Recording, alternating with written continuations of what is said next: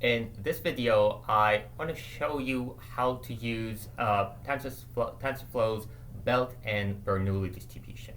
So let's say that our task is like this. We have a sample, and we think that the sample is like that, so we think it's Bernoulli distributed identically independently.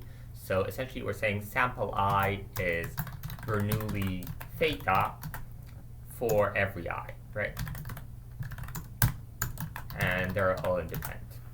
So our goal is to find the theta, right? So find the maximum likelihood estimate of theta.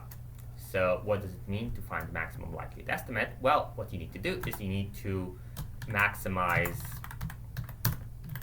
the likelihood, or the log likelihood, right? With respect to theta. That's our goal. So here's how we are gonna go about it. So first of all, we need to define theta. So we don't know what theta is, which means that theta has got to be a variable, right? So theta is gonna be a variable. We can initialize it to 0.5, and then we'll adjust it in order to maximize the likelihood. So we also need to input the training set. So what makes sense is to input the training set into a placeholder. So let's define that. So we can define pi sample as a placeholder with type float 32. All right. So now that we have our theta and we have the pi sample, what we want to do is we actually want to define the likelihood. So we could, of course, just code everything by hand, but here what I'll do is I'll use the tf.contrib.distributions built-in thing. Okay, so how's that going to work? So what I can do is I can define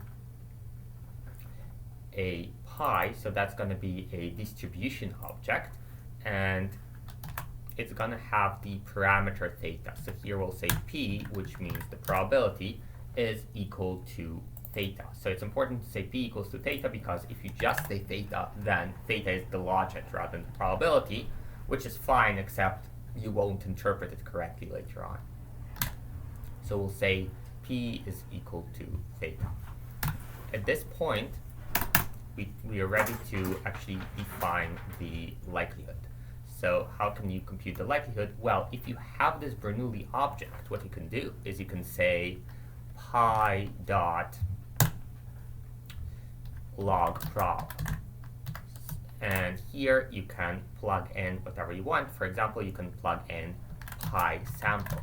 So what is that going to do? That's going to compute the log probability of this sample using this distribution. This distribution has the parameter theta.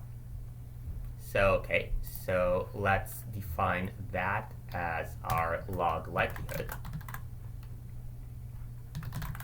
Except what this is, it's all the likelihoods for every data point, right?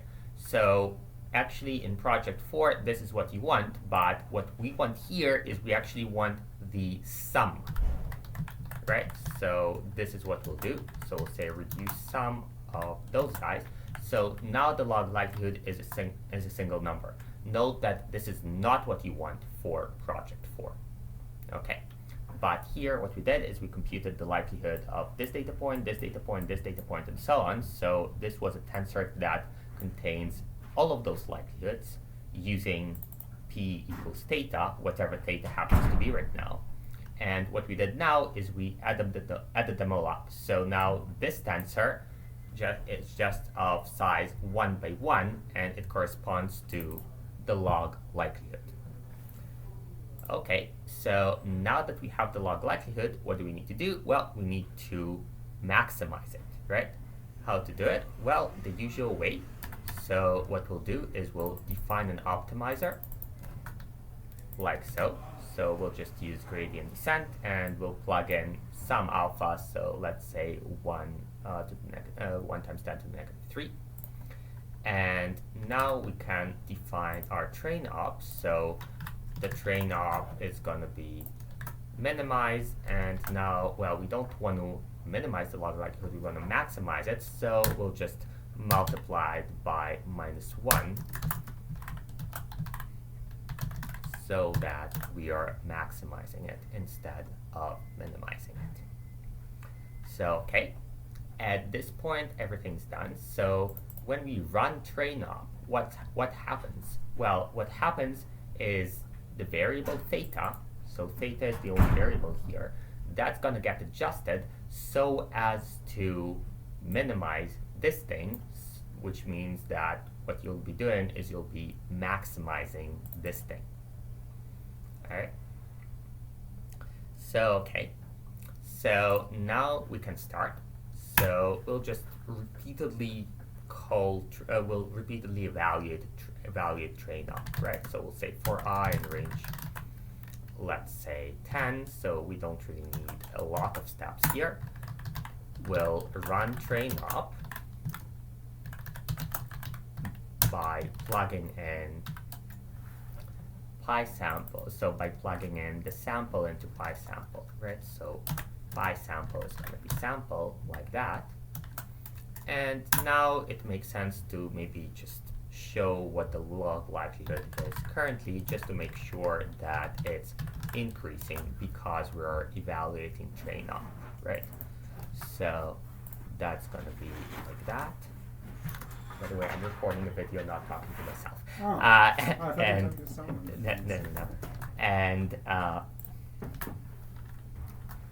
and here we'll feed the sample again to PySample. So, okay, at the end, what you might like to do is you might like to print the final theta, right? So in order to do that, all you need to do is you need to run theta. We don't really need to feed anything here because theta doesn't depend on any placeholders. So we can just say session run theta here. And we can also just print the mean of the sample because that would be the exact estimate for what theta should be. All right, so let's try to run this. Okay, log likelihood is not defined. That's just because I misspelled it somewhere. So this is line 36. So let me just fix that.